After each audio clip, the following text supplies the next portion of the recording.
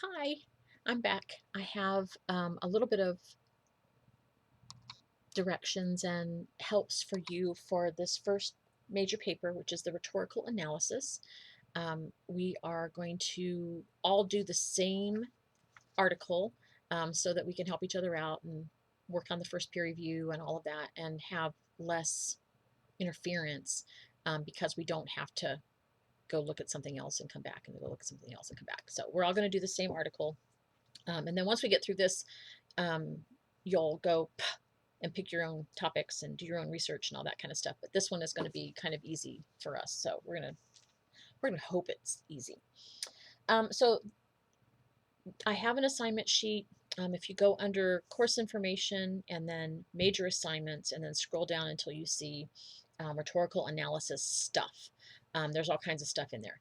I have in the file there, I have the assignment sheet, which is what we're going to go over right now.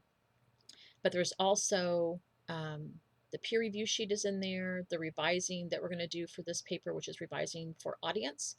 And then there's also some samples from former students. And yes, I have their permission to use it. And so if you don't have it yet, pause me and go get your rhetorical analysis assignment sheet, either print it out or put it up on the screen next to you, whatever. Excuse me. Okay, so a rhetorical analysis uses the aspects of the rhetorical triangle to analyze a particular bit of text. Okay, and I'm going to give you another link to a short presentation on the rhetorical triangle itself. But really, what we're looking at is the writer's credibility, the writer's attention to audience needs, the text itself, and then the context for the article.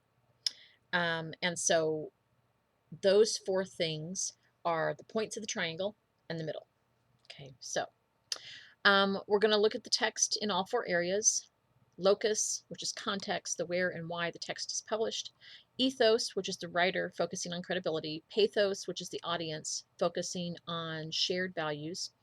And the logos or text focusing on the sense of the words.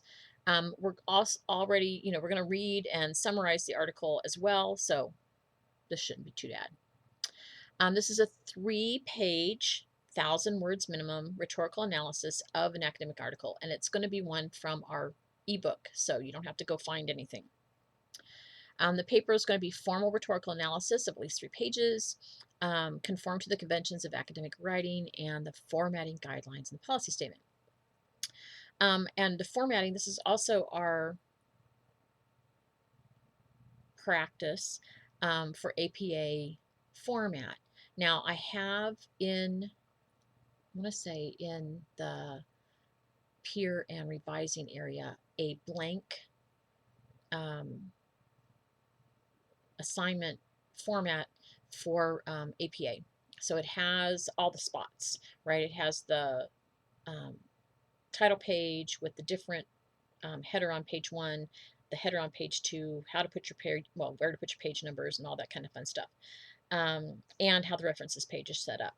And so we're going to practice a little bit with this, and we're also going to do it for real. We're going to do an actual rhetorical analysis. So on your assignment sheet, the due dates, the rough draft 1 for peer reviews is a partial draft, at least 2 of the sections at a minimum, as a minimum. Obviously, the more you can get done, the better feedback you're going to get. And that's going to be due on a Tuesday, September 5th. The peer review is going to be the reply for that discussion board. It's going to be due on Thursday. So you see how important it is for you to be on time with your original draft so that somebody else can be on time with their peer review. And I'll have a list of who's reviewing for whom. Once you've gone through all that and revised and mostly finished, oh, I gotta fix that. That's a bad typo. I have S complete. Oh, see, even I have to read things out loud. As complete a possible draft for the instructor review will be due the next Tuesday, a good stab at all four corners, or all four sections rather. The intro and the conclusion include a title page and references page. Revising and reflection will be due the next Tuesday. The final draft will be due Thursday, the 21st of September. And your grading criteria is there as well. You'll see that, okay, so you need an introduction, you need a summary of the article, you need analysis of each of those three corners and the center, and then a conclusion that kind of wraps things up and leaves us with something to think about. Also, coherent and adequate transitions between the sections, a clear sense of organization within the paragraphs and over the entire paper, close attention to conventions and formatting. I will tell you, on this first paper, I will mark a lot. I won't take off for all those marks because it's your first paper. But we'll see how things are going and what we should go from there. There's a list of APA formatting down there at the bottom. And okay, text relatively free from surface errors. You will see me write this on pretty much everything you turn in. Read your work out loud. Just like I just did. I found a real word on my paper, on my assignment sheet here, but it's not the word I wanted there. So I'll be fixing that. Read it out loud, read it out loud, read it out loud. It's really important to get used to correcting your own work. And I know there are lots of places where corrections don't matter. College is not one of those places. Neither is your actual work. You can get away with a lot in some areas and with nothing at all in other areas. I am sure if I leave this up here as is, I will get notified by numerous students that this is not appropriate. Anyway, so think about when we're doing a rhetorical analysis, what we're looking at is the text as a whole, so that we can look at how well that writer has dealt with his or her own credibility, their own credibility, and how they've dealt with your needs as an audience member, whether that's their intended audience or not. How does it work? How well do they take care of opposition? As you know, there is always somebody who's going to say, no, that doesn't work that way, whatever that way is, right? And so sometimes you have to deal with those opposition, and it depends upon how well they deal with their opposition. That's where your analysis goes. Also, the text itself, coherence, clarity, language level, organization. Sometimes folks do a really good job of explaining what they mean, okay, explaining their side of the story, but they're all over the place.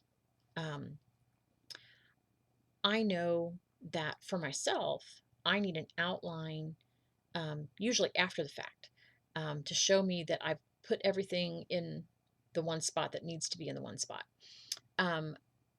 I tend to be a little more associative in my thinking than a lot of my students are comfortable with. And so over the years, I have taught myself how to be more linear.